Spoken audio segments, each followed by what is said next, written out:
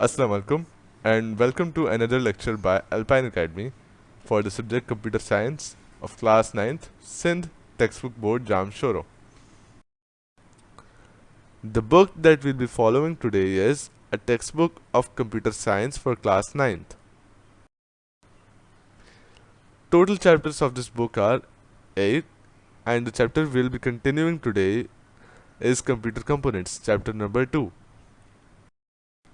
Chapter number 2 computer components exercise ये हमारा तीसरा पार्ट है टोटल 3 पार्ट्स में से और आखिरी पार्ट जिसमें हम आज एक्सरसाइज को डिस्कस करेंगे। तो शुरू करने से पहले मैं आपको ये बता दूं कि ये सारे टॉपिक्स मैंने पिछले 2 लेक्चर्स में मैंने डिस्कस किए हैं, तो अभी मैं एक्सरसाइज को रीड करूंगा और आपको ऊपर ऊपर से समझा दूंगा थोड़ा थोड़ा। Question number 1, define the following terms with their major functions. A. Arithmetic and logic unit. This is where the arithmetic operations such as addition, subtraction, division and multiplication are performed. This is where logical operations are also done such as comparison between two types of data. ये वही जगह है जहाँ पर सारे arithmetic operations जो कि addition, subtraction, division और multiplication पर परफॉर्म होते हैं, और इसके अलावा ऐसे लॉजिकल ऑपरेशंस जो कि दो डेटा के पीसेस को कंपेयर करें वो भी यहीं ही परफॉर्म होते हैं। Control unit, it extracts instructions from memory RAM and डिकोड्स and executes them calling on the ALU when necessary. CU regulates operations in a computer by directing data flow within the computer. It controls input and output devices and data transfer process to and from memory. Control unit CPU में जो भी instructions transfer होते हैं उन सारों को control करता है, प्रोसेस करता है और एग्जीक्यूट करता है, और जो भी इनपुट आउटपुट ऑपरेशंस होती हैं उन सबको CU ही कंट्रोल करता है। Question number 2, define the term bus in general. What are the purposes of data bus, address bus and control bus. अब ये सवाल मैंने पिछले ही लेक्चर में बहुत डिटेल से आपको समझाया, तो मैं अब इसको बस रीड करूंगा। A bus carries signals to and from the CPU from all the input or output devices and the memory. All of these signals are carried by a set of wires or connections called a bus that connects the different components together. Question 2 continued. Data bus, it provides a pathway for the data to travel between the CPU, memory and the peripherals. Control bus. These buses carry control information between the CPU and other devices within the computer. The control bus carries signals that report the status of various devices. Address bus, a collection of wires connecting the CPU with the main memory that is used to identify particular locations in the main memory where data is stored. Differentiate between RAM and ROM, read-only memory and random access memory.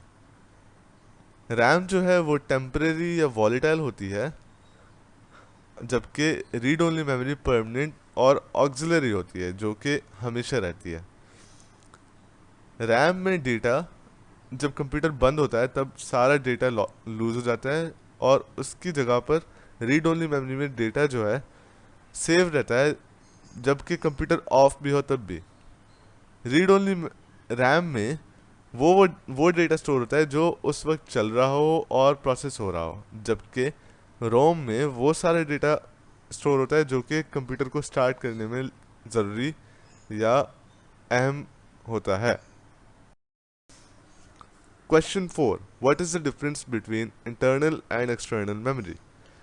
Internal memory, low in storage capacity. External memory, high in storage capacity. Internal memory can transfer more bits per second. External memory can transfer lesser bits per second. Internal memory is accessible by the system without any use of input or output devices. External memory is portable, which means it is removable and can be used in other computers. Internal memory जो है वो storage capacity में कम है, वो कम data store कर सकती है, पर वो ज़्यादा data at a time transfer कर सकती है, जबकि एक्सटर्नल मेमोरी की स्टोरेज कैपेसिटी, वो स्टोर ज़्यादा डेटा कर सकता है पर उसकी डेटा ट्रांसफ़र की जो स्पीड है वो कम होती है। इंटरनल मेमोरी किसी भी डिवाइस के कनेक्ट किए बगैर भी हम एक्सेस कर सकते हैं, जबकि एक्सटर्नल मेमोरी को हम अटैच करेंगे तभी हम उसे चला सकेंगे, और उसके अलावा ये पोर्टेबल है। इसका मतलब ये कि हम उसे निकाल के किसी और कंप्यूटर में भी लगा सकते हैं। Question number 5. Write the main functions of input and output devices. A device that introduces data into or extracts data from a system. Typical I/O devices are printers, hard disks, keyboards, mice, etc. Input devices accept data and instructions from the user or from another computer system, such as a computer on the internet.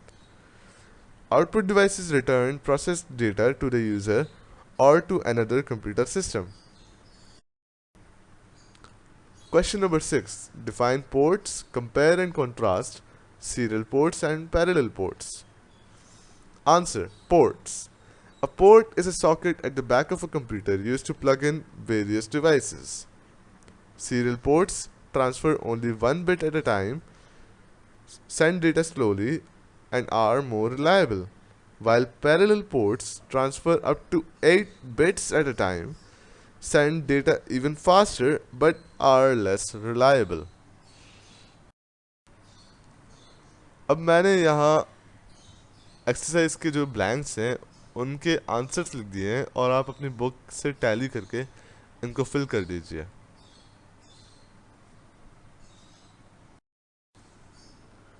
अब उसी तरह मैंने आपकी book में जो MCQs दिए हुए हैं उनके भी जवाब लिख दिए हैं ऑप्शंस के, जो कि